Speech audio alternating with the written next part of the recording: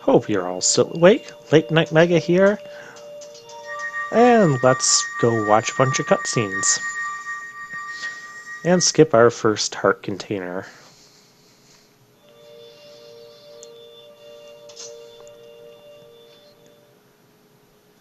Well done, Link.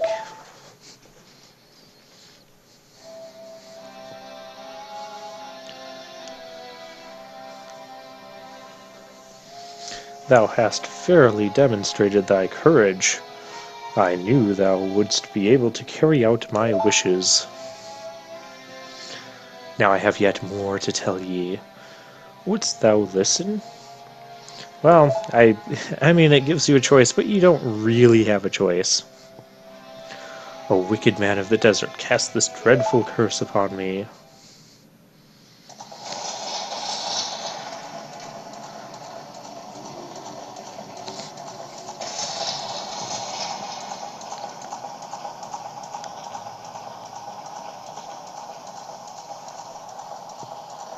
This evil man ceaselessly uses his vile, sorcerous powers in his search for the sacred realm that is connected to Hyrule. For it is in that sacred realm that one will find the divine relic, the Triforce, which contains the essence of the gods. And now we're going to learn more about the Triforce. I'm not going to try and read this apart because I know the text will disappear before I get to fully read it.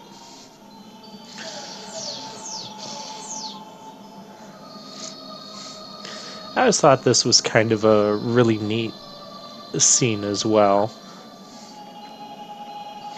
Just visual-wise.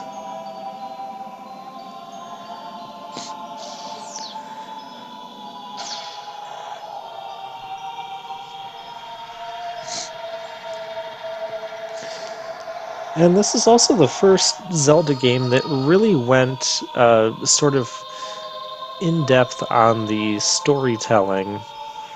I mean, we got some story before in like A Link to the Past and some of the Game Boy Zelda games and that, but this one just really went in-depth into the origins of this is like the origins of Hyrule right here that we're watching, and the origins of the Triforce and all that. That's the first time you really got to learn all of that stuff, at least if you're just playing the video games and not reading instruction manuals or anything like I do.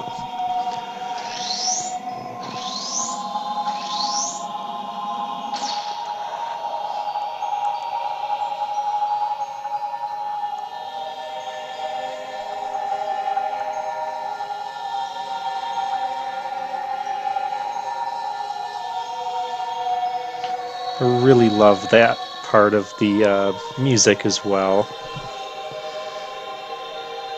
Very nice.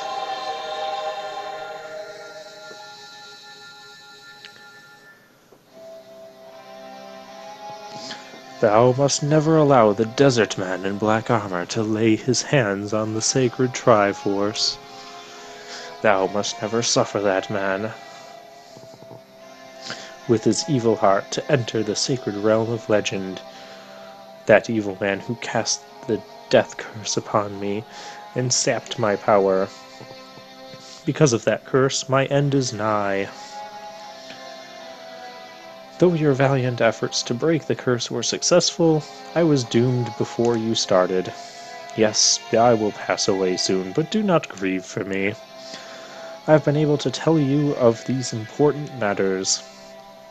This is Hyrule's final hope. And Link was just kind of chilling out there.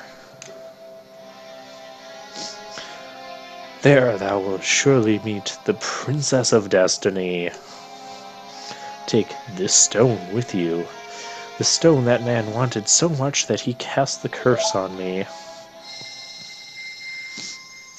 And it was also after this game that I started seeing similarities between this and other games in the Zelda franchise. Like here we have these 3 stones that we're going to have to collect. Well, if you remember in A Link to the Past, we had to collect 3 pendants. One that was green, one that was red, and one that was blue, so you can guess what colors these spiritual stones are going to be. And we had to collect this stuff in order to get the Master Sword. Well, guess what we're going to get after collecting the 3 spiritual stones? Yeah, spoilers. Oh, come on, everybody knows this.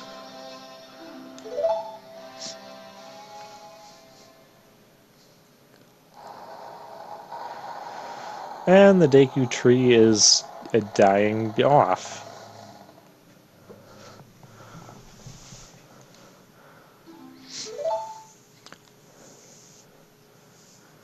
Goodbye, great Deku tree. I always thought it was kind of creepy that his leaves started falling off and they turned kind of like a blood red. And this guy's going to block us from exiting, and he's going to get mad at us again because the great Deku tree died.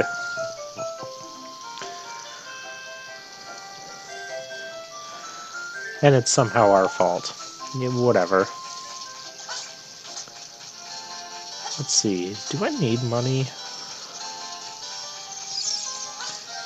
What do I need money for? As far as a minimalist run goes, I'm trying to think.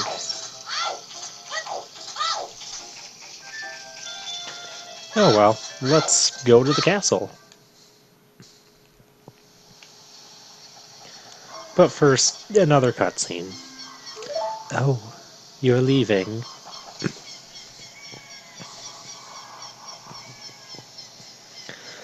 I knew that you would leave the forest someday, Link. Because you are different from me and my friends. But that's okay, because we'll be friends forever, won't we? I want you to have this ocarina. Please take good care of it.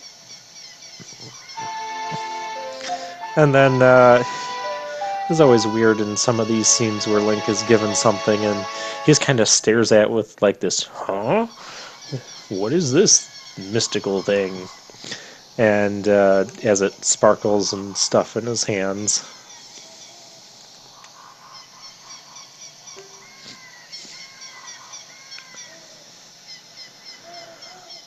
And we have an ocarina that we can play now.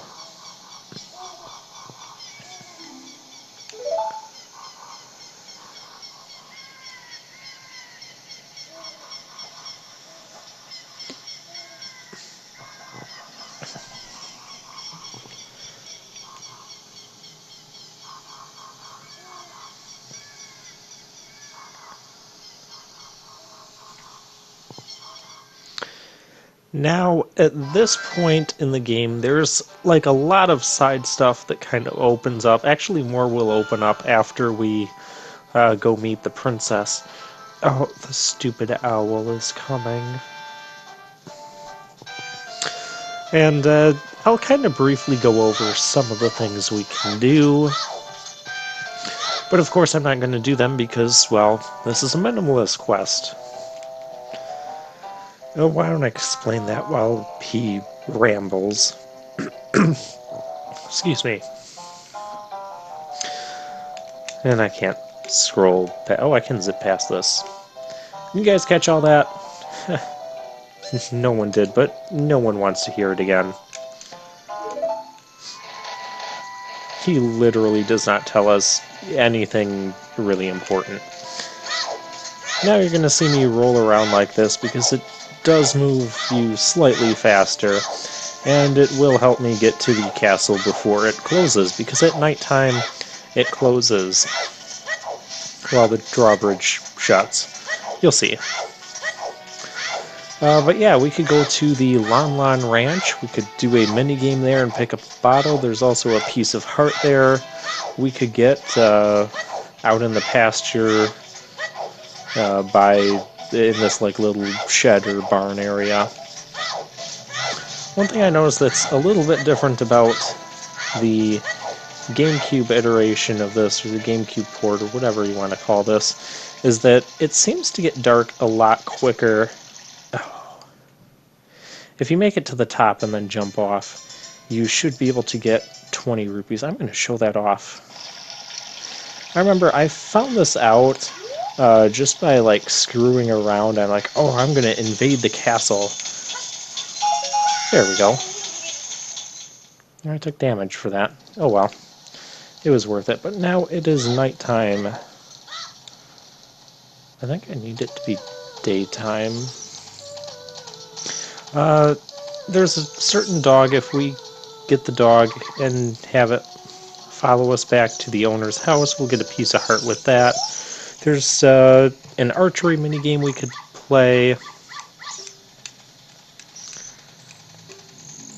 There's, well, we're going to meet Malin here. Malin. I'm not good at pronunciations, but you guys know how I work with this. I just pronounce it however, and that's the way it's going to be for this playthrough.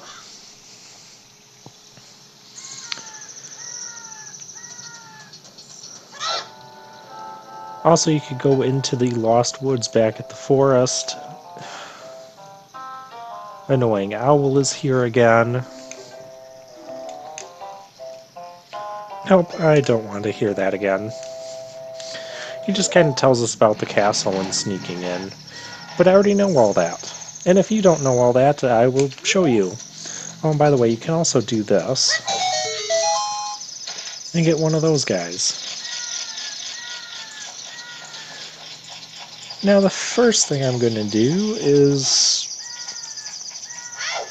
get myself kicked out of here. Because then Malin will appear again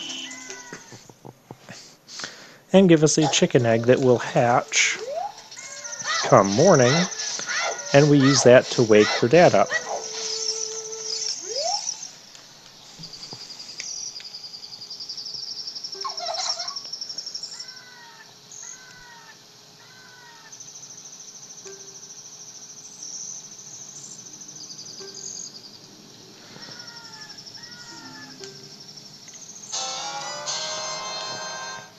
And we got the weird egg.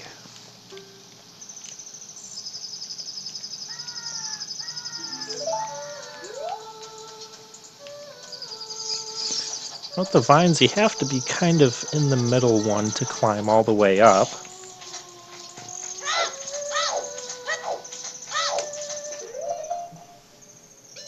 Alright, let's equip the ocarina and the egg. And so to get through this section, I believe it's kind of easier at night because the guards can't see. Oops, a little bit too close there. Can't see as well. I do need to get into the castle before night comes again, which can be kind of a challenge. Especially, it can be a challenge in this game, or this version, I should say, just because of how quickly time seems to flow.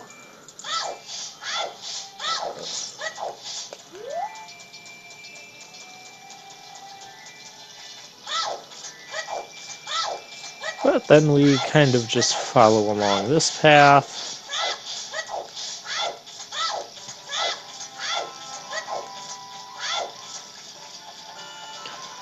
And we climb up this brick wall that you might not realize you can actually climb up. We jump down here and we jump in the water. That gets us past those guards. And then we come out here. I believe you can knock this for another, well, maybe not. And here's the sleeping guy. We'll wake him up. And then he wakes right up. Then we talk to him. He's going to, he's Talon, the owner of Lon Ranch. And he's going to realize that he fell asleep and Malin was looking for him, and now he's going to go crazy. I was always really amused by how he runs there. I don't know anybody who runs like that. Now let's see if we can move these crates before dark.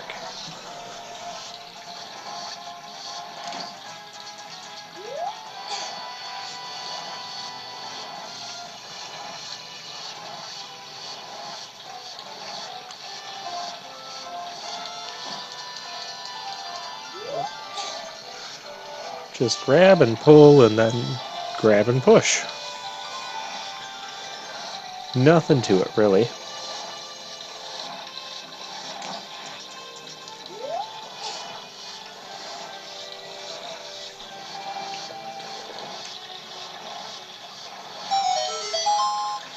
If we do not do this before night, we're just simply not going to be able to get through here. Now we have to cross the castle courtyards. Because what would happen is the camera would stay zoomed in to where we were, and you would always get caught by a guard if you tried to go through this at night.